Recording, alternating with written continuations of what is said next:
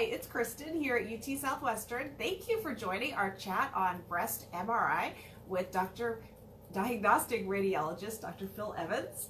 We're super excited to have him here. So Dr. Evans is with the Department of Radiology here at UT Southwestern.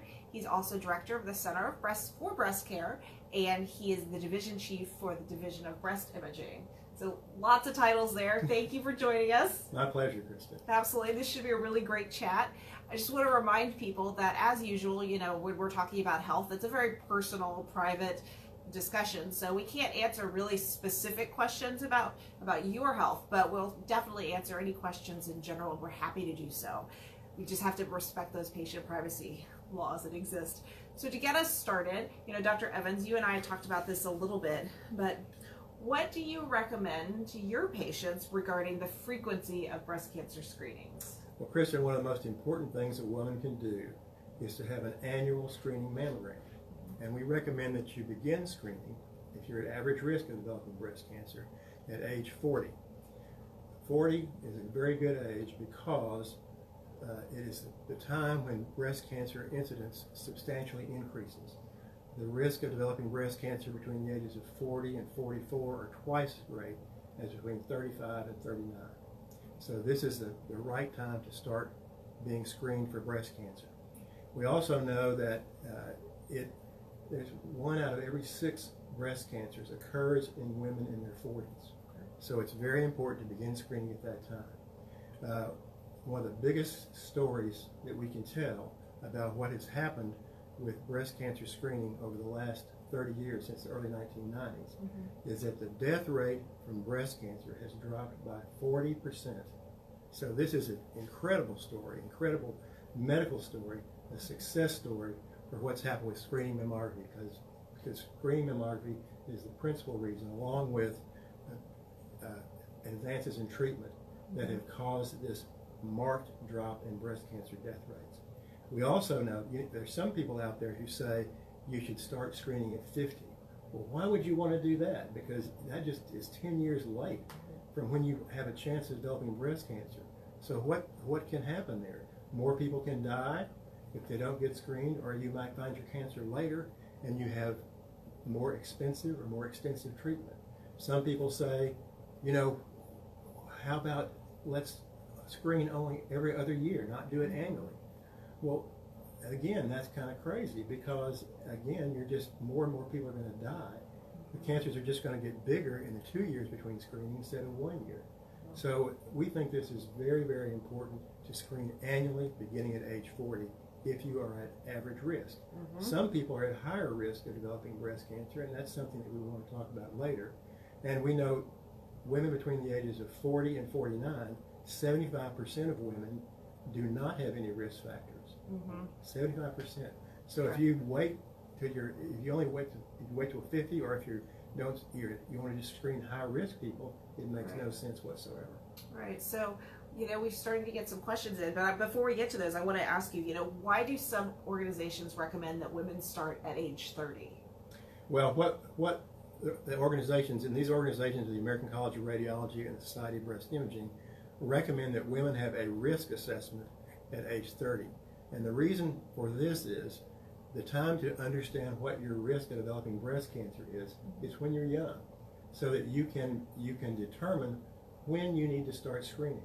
So if you're at high risk, for instance, if you have a gene mutation, such as a BRCA gene mutation or others, or if you have a strong family history of breast cancer, it's important to start screening early, because you may develop breast cancer early in that situation. Okay, good to know. So we're going to start tackling some of these questions that are coming in. So here's one that touches on what we just discussed. Are there certain scenarios where mammography may not reveal a breast malignancy? Yeah, yes, mammography is not perfect. Although it is the only proven test to reduce mortality from breast cancer, it is not perfect, so it does not find every cancer. So the most common reason why it doesn't find every cancer is because of dense breast tissue. Many cancers can hide in dense breast tissue.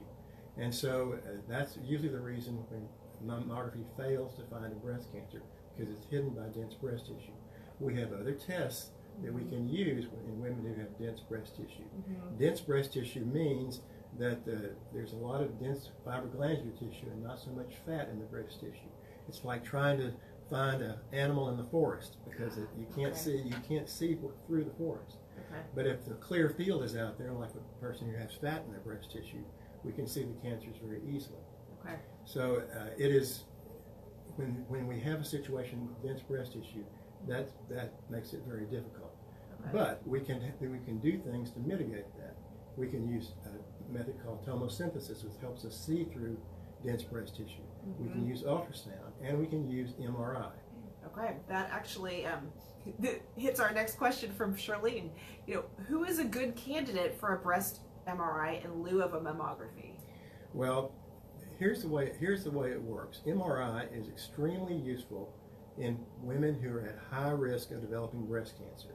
So this leads back to the question that I just talked about having a risk assessment early in life. Most insurance companies will pay for MRI if a person has a 20% lifetime risk of developing breast cancer. Well, how do you know if you have a 20% risk of developing breast cancer? You do a risk assessment. We have a fantastic genetics department here at UT Southwestern, one of the biggest in the country, and they do risk assessments in a very structured and wonderful way.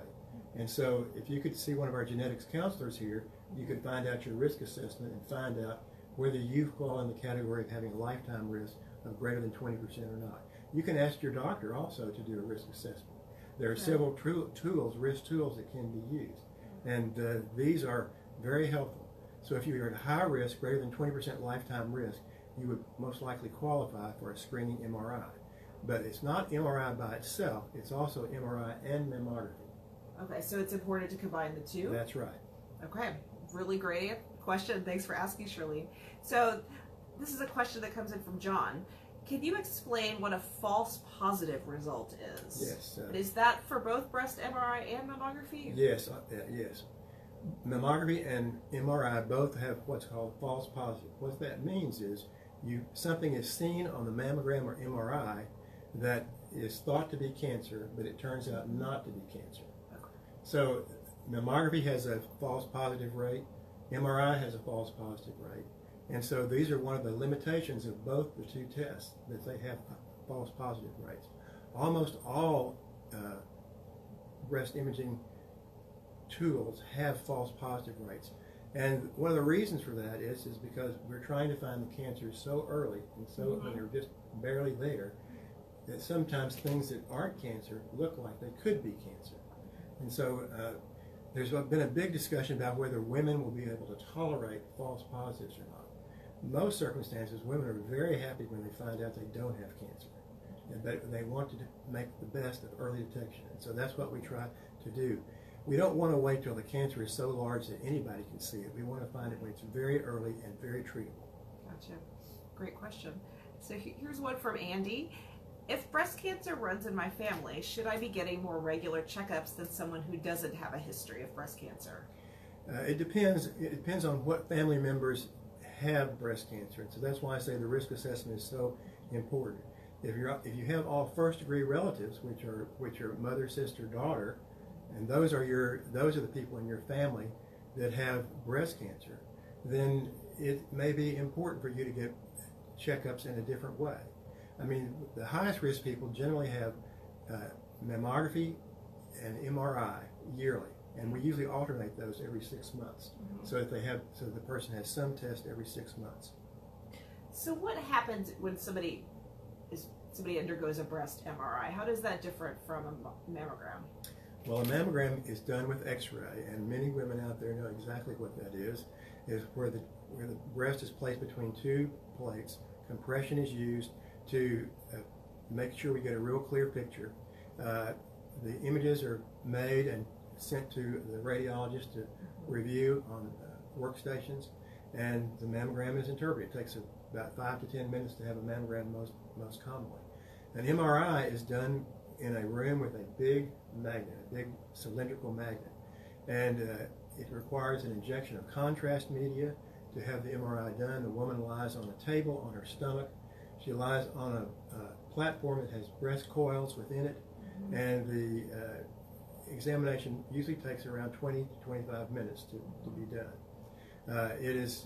There are many images, hundreds of images that the radiologist has to look at, not just usually 4 or 5 images that are taken with a mammogram. Mm-hmm. And the MRI many sequences are done, separates out fat from water, and allows us to look at different things. The contrast media allows tumors to enhance, to light up and show clearly, and so that's the main difference. The MRI is a much more complicated procedure than a mammogram and takes longer to do.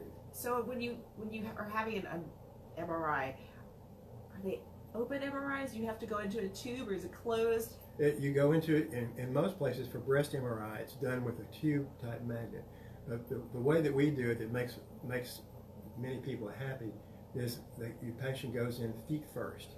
So the head is not the last thing to go in. You don't go in head first, and that helps with the claustrophobia. Some people have claustrophobia when they have to go into a tube like the magnet, and so that helps a great deal. That would certainly help me. So thanks for answering that. So we do have another question here, and this one is, so should women who have this is for women who have dense breast tissue but no history of breast cancer, should they always follow up a mammography with a breast MRI? And do most insurance companies cover MRIs for women with dense breast tissue but no history? So 2-part. Okay.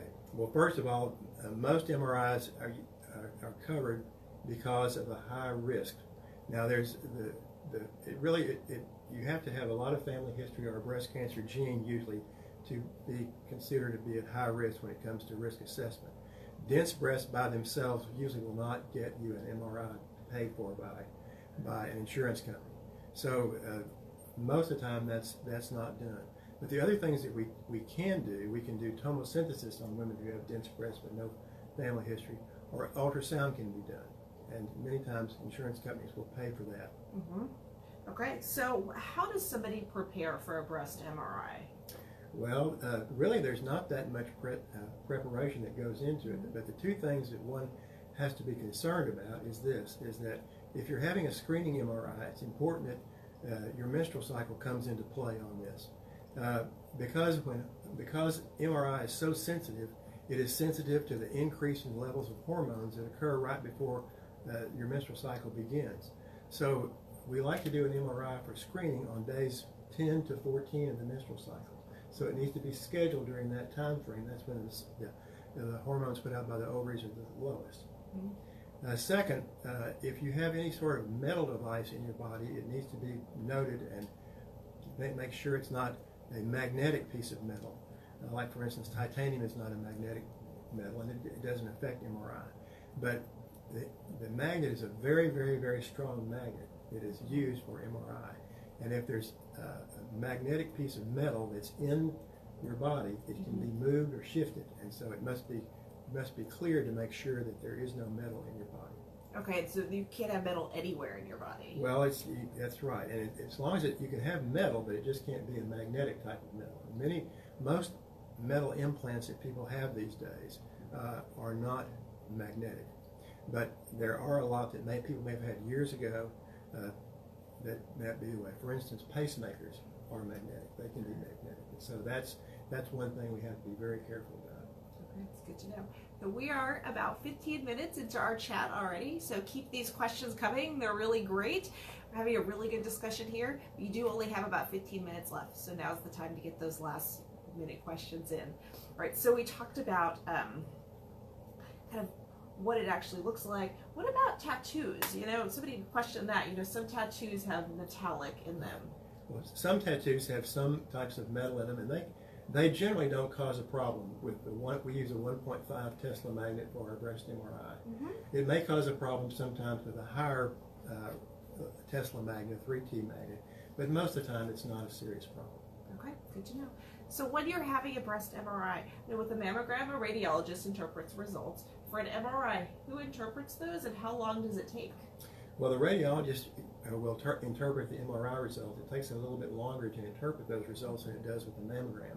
So usually the results are back within 24 hours. We send the results to the referring physician. We're always happy to talk with the patient if they'd like to they know the results of their examination and talk with the radiologist. Okay, good question. Here's a question first from Sierra. How do I know if I am a good candidate for screening breast MRI?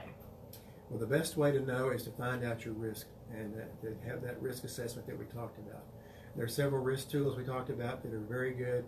The genetic counselors do a great job on that, and you can be set up with an appointment from your referring physician for genetic counseling to assess your risk if you think you might be at high risk for developing breast cancer. Okay, there you go, Sierra. So here's a different question. If breast cancer runs in your family, when is the earliest age you should be getting screened or complete the risk assessment? It depends on what you mean by if breast cancer runs in your family. So if you have a premenopausal person in your family, like I said, a mother, sister, or daughter, then you need to start usually screening about 10 years before the youngest person will develop breast cancer. So if someone developed breast cancer at 40 in your family, say your mother did, then we usually try to start screening at about age 30. So that's the general rule of thumb that we use. So I know that older women, there have been cases where women in their 80s and 90s have developed breast cancer. Is that also a cause for kind of concern for a younger woman? Well, it could be, but most of the time, breast cancer that occurs in older women is caused by a genetic defect. It's not a transmittable defect. Breast cancer incidence actually continues to increase until about age 80. So as one moves through life, the risk of developing breast cancer becomes greater. And why is that? And that's just what the incidence shows. Nobody really knows exactly why that happens, but then the incidence of breast cancer begins to tail off around about 85. Okay, good information. So we've talked a lot about breast MRI, and some of the questions are related to this. What are the limitations of breast MRI? Well, one of the limitations of breast MRI is that one of the ways we tell about or discover cancer on a mammogram is by seeing microcalcifications, tiny little white specks that are seen that are indicative of cancer. Breast MRI cannot show you microcalcifications. They may show you the underlying disease that the microcalcifications represent, but sometimes they will not show you some types of ductal carcinoma in situ. Now, whether that's important or not, we can't always tell. But there are cases where that's why we get both the mammogram and the MRI, because we want to be able to find cancers that are demonstrated by microcalcifications and also the ones that can be seen on MRI. MRI finds roughly about twice as many cancers as mammography and ultrasound do together. So that's one of the reasons why MRI is so powerful, because it finds cancers very readily. Some of the screening studies that have been done with MRI suggest that it finds cancers almost perfectly. We don't know if that's exactly true or not, but it's still the best screening tool that we have, the most sensitive. Yep. Perfectly. You always wonder about perfectly. That's correct. So we've talked about breast MRI, we've talked about mammography. Are there other imaging options for women when it comes to breast cancer? Well, yes. Well, first of all, digital mammography has been around now since the early 2000s, and so that's the first method that we use. We added to digital mammography in about 2012 or so with breast tomosynthesis, better known as the 3D mammogram, and that allows us to take slices of the breast tissue. It works particularly well in dense breast tissue, but also finds more cancers than any density of breast tissue. It also reduces the number of recalls that people have to come back after a screening mammogram compared to the standard digital mammography. So it finds more cancers and reduces the recall rate, so it's better. It's the best mammogram that we have right now. Interesting. The next thing that we have is ultrasound, which has also been around for a long time. Ultrasound looks more at the anatomy and you can see tumors on ultrasound in dense breast tissue that you can't see on mammography as well. So it's an adjunct to breast imaging and to mammography as well. The next thing that we have a whole series of things that have to do with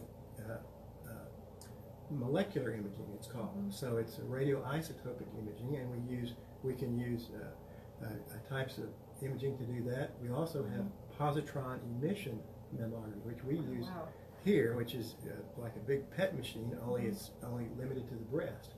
And many times we will use that with people who can't have MRI because it is a very great way to find cancer because it is a physiologic way. Interesting. We have another method that we use also called contrast enhanced digital mammography, which is similar to MRI in that the patient has an injection of IV contrast media, and it causes tumors to light up in the breast and be seen in dense breast tissue where you can't see them otherwise. And then finally we have MRI, and one of the things we're doing with MRI now is working on what's called abbreviated MRI, which allows us to do a screening MRI in about 10 minutes rather than 25 minutes, and it has fewer images and can be done very, very quickly. And hopefully, and someday, that will be much less costly than standard MRI and also be available for people at average risk.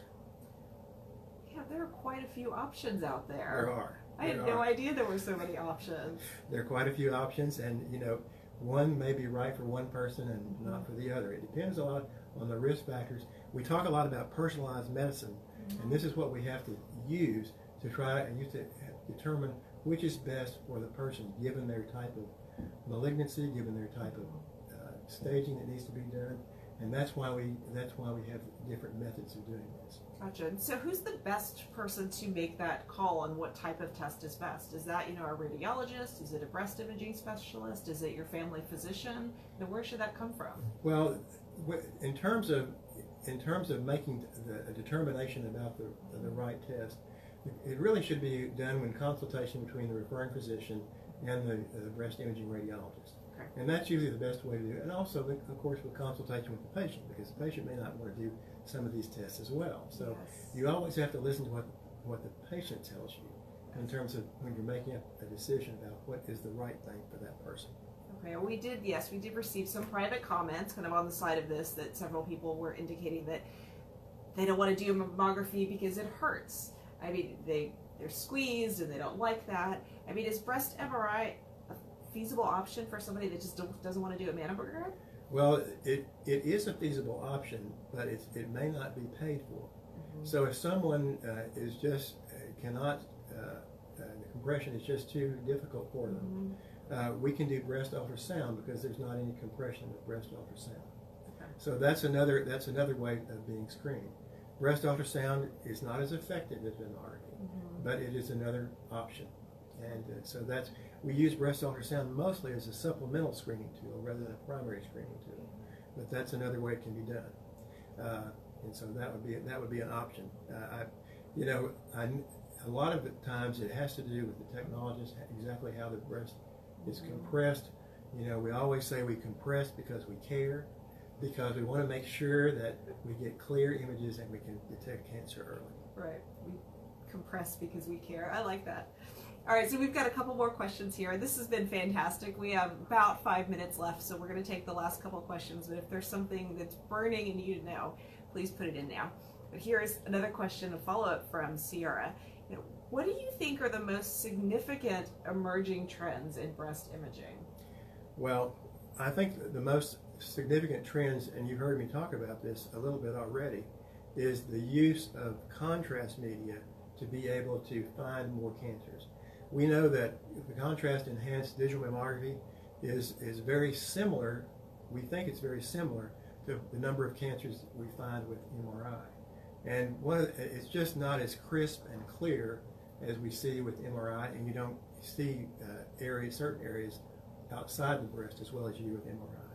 So, but it is one of the things that we are working on, very strongly to try to make sure that we can use this in a very effective way, in a very cost-effective way, because it could fill in the gap between average risk women and high risk women who are at intermediate risk, such as women who have dense breast tissue but not much risk other than that, to be able to do the highest level of screening. So contrast-enhanced studies are really what's coming around. That and molecular imaging. The only thing that's wrong with molecular imaging is it gives a total body dose of radiation, not just a dose to the breast. Okay. And that was a follow-up question was, obviously there's radiation with molecular imaging, there's some radiation with mammogram, assuming there's not with the breast MRI. That's correct. There is no radiation with breast MRI, but one has to have an injection of contrast media. And the contrast we use is called gadolinium. And although the reactions that occur with gadolinium are less common than they are with standard IV iodinated contrast media, there still is a chance of a reaction. We're always prepared to take care of that should it happen, but there always is a chance that might happen. Okay, good question. Thank you for the question. All right, last thing, so as we wrap up, just want to go over again, what are the good qualifications for a breast MRI? Why would somebody choose that option? Well, the main reason we do breast MRI, there are 3 reasons we do breast MRI. The first reason, as I've talked about extensively, is screening. And so a person who's at high risk for developing breast cancer should be a candidate for breast MRI. The second reason we use breast MRI is because when someone has known cancer and we are trying to determine the extent of the disease. So a cancer may look like it is a certain size on a mammogram, but it may be more extensive when we look at an MRI. More cancer in the same breast, or there may be another cancer in the opposite breast. So it helps us to tell exactly how much tumor is present so that we can discuss that with the treating doctors, the surgeons and the medical oncologists, the radiation oncologists, and know exactly how to treat the patient properly. But then the third reason is in women who have breast implants, silicone breast implants, breast MRI without contrast is the best way to determine if the implant is broken or not, if it's ruptured. And that's the third principal thing we use breast MRI for. Interesting. We hadn't covered that part That's before. Right. All right. Well, one final question. What do you tell your patients who are concerned about, their history, and how do you communicate with them about the need for screening? Well, much in the same way I've talked about today, but the main thing that we want to talk about is how can we find cancer in the most expeditious way. One of our missions in the breast imaging department is to save lives from breast cancer. We are one of the few groups that save lives from breast cancer, and so that's what we want to do. So that's where the conversation goes when I talk to a patient.